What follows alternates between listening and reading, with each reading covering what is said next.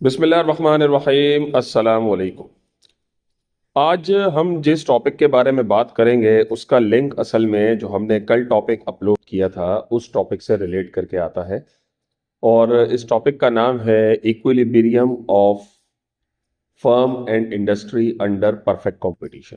कि एक फर्म जो है वो किन किन सिचुएशंस की बुनियाद पे अपने आप को जो है वो प्रॉफिट के अंदर देखती है या लॉस के अंदर देखती है, या वो इक्विलिब्रियम पोजीशन पे होती है, या फिर वो कब शट डाउन पोजीशन की तरफ चली जाती है। तो यहाँ पे हम इस वाले लेक्चर के अंदर हम चार ग्राफ्स को जो है वो डिस्कस करेंगे। यानी कि हम चार कंडीशंस को बेसिकली मैं आपको यहाँ पर बताऊं कि हम चार कंडीशंस को डिस्कस करेंगे। यहाँ पे हमारे पास ये जो टॉपिक है मैंने आपको पहले ही बताया कि हम इस टॉपिक के अंदर जो चीज डिस्कस करने वाले हैं वो हम डिस्कस करेंगे equilibrium of firm and industry under perfect competition. ये हमारा आज का टॉपिक जो है वो काउंट किया जाएगा। ये हमारा आज का टॉपिक है equilibrium of firm and industry under perfect competition. और इस परफेक्ट कंपटीशन के अंदर हम सबसे पहली चीज जो पहला ग्राफ इसके अंदर हम डिस्कस करेंगे वो हम डिस्कस करेंगे in case of losses. Loss के अंदर आपके पास फर्म जो है वो किस तरीके से बिहेव करती है। ठीक है, तो यहां पे हम इस सिचुएशन को जो है वो डिस्कस करेंगे इन केस ऑफ लॉस के अंदर। अब कल आपने देखा होगा कि हमने average variable cost, average total cost और एवरेज फिक्स्ड कॉस्ट के बारे में जो है वो हमने पढ़ा था। देखिए, एवरेज फिक्स्ड कॉस्ट तो यहाँ पे आप समझ लें कि वो किसी भी किस्म की प्रोडक्शन के अंदर मामलात हो वो फिक्स ही रहेगी। अब यहाँ पे हम जो बात कर रहे हैं इन केस ऑफ लॉसेस के हवाले से, यहाँ पे आप कल हमने पढ़ा था कि एवरेज वेरिएबल कॉस्ट जो आपकी है ये हमेशा आपकी फॉलो करती है the law of diminishing returns के अंदर। ठीक है, the law of increasing returns के अंदर। The law of increasing return में ये होता है कि आप एक लिमिट तक आपकी कॉस्ट जो है वो आपको रिटर्न अच्छा मिलता जाता है। आपकी कॉस्ट जो है, जो इंक्रीजिंग रिटर्न है वो डिमिनिशिंग कॉस्ट के अंदर वो वर्क करती है। आपके जो कॉस्ट है वो डिक्रीज होती रहती है, आप प्रोडक्शन बढ़ाते रहते हैं। लेकिन एक वक्त आता है जब आपकी कॉस्ट भी दोबारा से बढ़ना शुरू हो जाती है। तो आप ये वाला ग्राफ हमने कल वाले लेक्चर के अंदर जो है वो डिस्कस किया था।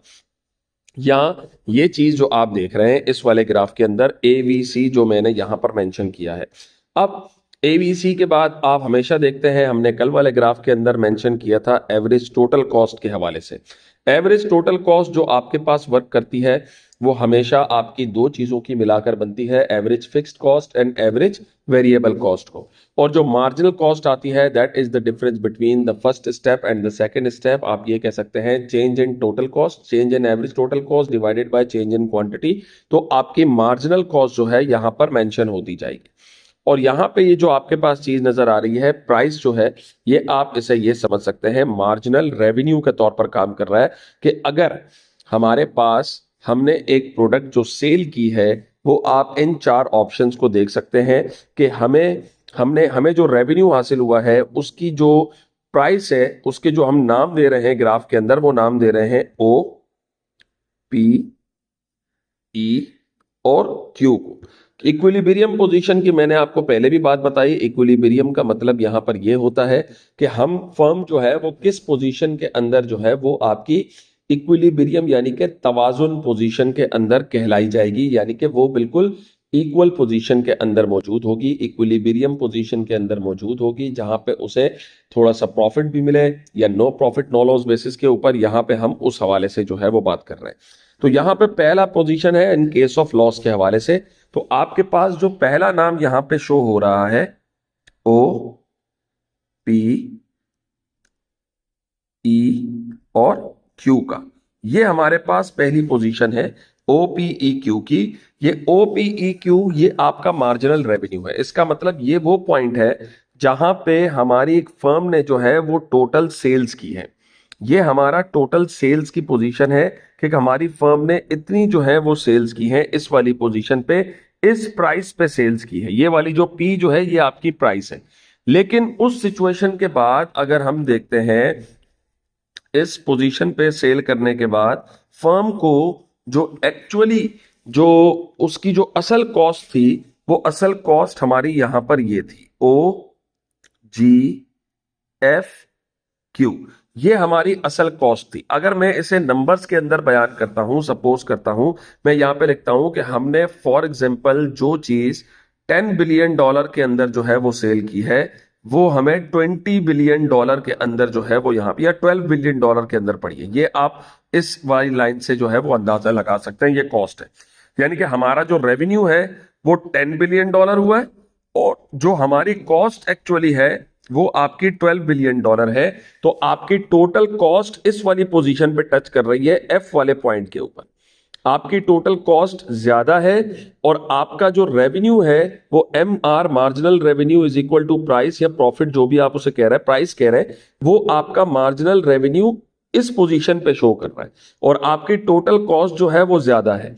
आपकी टोटल कॉस्ट ज्यादा है, आपका रेवेन्यू जो है वो कम है। एवरेज वेरिएबल कॉस्ट लाजमी कम होती है। अगर हम इसमें एवरेज फिक्स्ड कॉस्ट अगर हम इसमें अपनी एवरेज फिक्स्ड कॉस्ट डालते, तो एवरेज फिक्स्ड कॉस्ट हमारी बिल्कुल उसी तरीके से बनती कि भाई जैसे जैसे क्वांटिटी बढ़ती जाती है, हमारी एवरेज फिक्स्ड कॉस्ट गिरती जाती है। तो यहां पर भी आपका बिल्कुल उसी तरीके से काम यहां पर हुआ है। So this is called the in case of loss. अब यहां पे लॉस इतना नहीं है कि कंपनी अपनी प्रोडक्शन ही बंद कर दे। कंपनी अपनी प्रोडक्शन क्यों बंद नहीं कर रही? क्योंकि मार्जिनल कॉस्ट जो है वो इक्विलिब्रियम पोजीशन के अंदर यहां पे वर्क कर रहा है। तो यहां पे ये आपके पास पहला केस है कि किस तरीके से आप एक प्रोडक्शन जो है वो इस तरीके से आपकी जो है वो डिक्रीज होती जाएगी, और इस तरीके से आपके पास जो है इंक्रीज होती जाएगी प्रोडक्शन, और आपकी टोटल कॉस्ट जो है वो बढ़ती जाएगी, और आपका रेवेन्यू जो है वो निचली पोजीशन के अंदर होगा। तो यहां पे फर्म लॉस के अंदर मौजूद है, लेकिन यहां पे फर्म को इतना लॉस नहीं हो रहा कि वो अपने आप को शट डाउन कर दे। उसके बाद हमारे पास ये दूसरी कंडीशन इस केस के अंदर सामने आती है, जो है आपके पास no profit no loss basis के ऊपर। अब no profit no loss basis के ऊपर यहां पे आप देख रहे हैं कि जहां पे आपकी एवरेज कॉस्ट जो है वो टच कर रही है, यानी कि एट पॉइंट ई, यहां पे अगर मैं बात करूं ये इस वाले पॉइंट पे आपकी जहां पे एवरेज कॉस्ट टच हो रही है, उसी लाइन पे आपका मार्जिनल रेवेन्यू जो है वो वर्क कर रहा है। यानी कि जितनी आपकी टोटल कॉस्ट है उतना ही आपका जो है वो रेवेन्यू जनरेट हो रहा है। इसका मतलब यह है कि इस वाली पोजीशन के ऊपर जो फर्म है वो आपकी no profit no loss basis के ऊपर वर्क कर रही है। इसका मतलब यह हुआ कि कंपनी इस पोजीशन पे आ गई है कि अब वो अपने एक्सपेंसेस को बाहर से लाने के लिए जो है उसे जो है यानी कि पूरा करने के लिए कोई और अखराजात या कोई और चीजें नहीं करनी पड़ेगी। आप यहां पे ये कह सकते हैं, जो आपके पास पहला फेज था इन केस ऑफ लॉस, ये बिजनेस का एक शुरुआती फेज होता है कि जब आपकी कॉस्ट जो है वो ज्यादा होती है, आपके एक्सपेंसेस ज्यादा हो रहे होते हैं, और आपके रेवेन्यूज कम जनरेट होते हैं। फिर आपका बिजनेस आहिस्ता आहिस्ता ग्रो करता है, और आप फिर इस वाली पोजीशन के ऊपर आते हैं, और इस वाली पोजीशन को हम एक और नाम देते हैं, we called it break even. हम इसे ब्रेक इवन का भी नाम देते हैं। और इसी ब्रेक इवन का मतलब ये होता है कि कंपनी ब्रेक इवन पॉइंट पे आ गई है, इक्विलिब्रियम पॉइंट पे आ गई है, जहां पे कंपनी को ना प्रॉफिट हो रहा है और ना ही कंपनी को इस पोजीशन के ऊपर लॉस हो रहा है। ये आपके पास सेकंड कंडीशन। इस केस के अंदर हम बताएंगे कि एक कंपनी जब फर्म प्रॉफिट में आ जाती है तो उस सिचुएशन में इसका यहां पर क्या मामला होता है। ठीक है, यहां पे मैं एक चीज आपके साथ क्लियर कर दूं कि कुछ चीजें यहां पे ये पिक चूंकि ली भी है तो ये चीजें गलत है। ये आपके पास एवरेज टोटल कॉस्ट है। ठीक है, ये आपके पास ATC है, ये SAC नहीं है, ये ATC है, और ये आपके पास वही मार्जिनल कॉस्ट के तौर पर काम कर रही है। अब यहां पे इस सिचुएशन पे आप देखें, जो आपके पास ये पॉइंट है OGHQ, इस पॉइंट के ऊपर आपकी एवरेज टोटल कॉस्ट जो है वो इंटरसेक्ट कर रही है इस वाले पॉइंट, और इस वक्त हमारा जो इक्विलिब्रियम पॉइंट है वो इससे ऊपर है, और यानी कि हमारा जो मार्जिनल रेवेन्यू है वो आपकी टोटल कॉस्ट से ऊपर ट्रेवल कर रहा है। इन केस ऑफ लॉस में हमारा मार्जिनल रेवेन्यू नीचे था, टोटल कॉस्ट ऊपर थी। इन केस ऑफ प्रॉफिट के अंदर आपका मार्जिनल रेवेन्यू ऊपर हो जाएगा और आपकी टोटल कॉस्ट जो है वो नीचे हो जाएगी, एवरेज टोटल कॉस्ट। तो इस सिचुएशन में कंपनी प्रॉफिट कंडीशन के अंदर जो है वो चली गई। यहां पे आप देख रहे हैं कि कंपनी यहां पे प्रॉफिट में आ गई, यानी कि आप ये कह सकते हैं कि इस सिचुएशन में हमारा जो टोटल कॉस्ट बन रही थी वो 10 पे आ गई। ठीक है, यहां पे आप देख सकते हैं वो 10 पे, और इस वाली पोजीशन पे आपकी जो रेवेन्यू है वो आपका 15 पे आ गया। तो इस सिचुएशन पे अंदर कंपनी को प्रॉफिट कंडीशन जो है वो अचीव हो जाती है। तो ये आपके फर्म की कंडीशन कहलाई जाती है equilibrium of firm and industry under perfect competition in case of profit. ठीक है, और लास्ट पॉइंट हम यहां पर अब डिस्कस करेंगे, और वो डिस्कस करने के लिए आपको बताया जाएगा कि ऐसी कौन सी कंडीशंस रोनुमा हो जाती हैं जिसकी वजह से कंपनी जो है बिल्कुल आपकी शट डाउन पोजीशन के अंदर चली जाती है। हमारे पास आखिरी मेथड है जिसके अंदर हम देखते हैं कि एक कंपनी आपकी शट डाउन पोजीशन पे चली जाती है, यानी कि कंपनी जब इस पोजीशन पे आ जाए तो लॉस से ज्यादा उन्हें, यानी कि बहुत ज्यादा लॉस हो जाता है और कंपनी अपनी प्रोडक्शन खत्म कर देती है, कंपनी बंद हो जाती है। वो कंडीशन ये होती है कि आपका जो एवरेज रेवेन्यू या मार्जिनल रेवेन्यू जो है वो आपका यहां पर इस पोजीशन के अंदर जो है वो इतना नीचे चला जाता है कि आपकी एवरेज वेरिएबल कॉस्ट और एवरेज फिक्स्ड कॉस्ट, यानी कि आपके खर्चे भी पूरे नहीं हो रहे।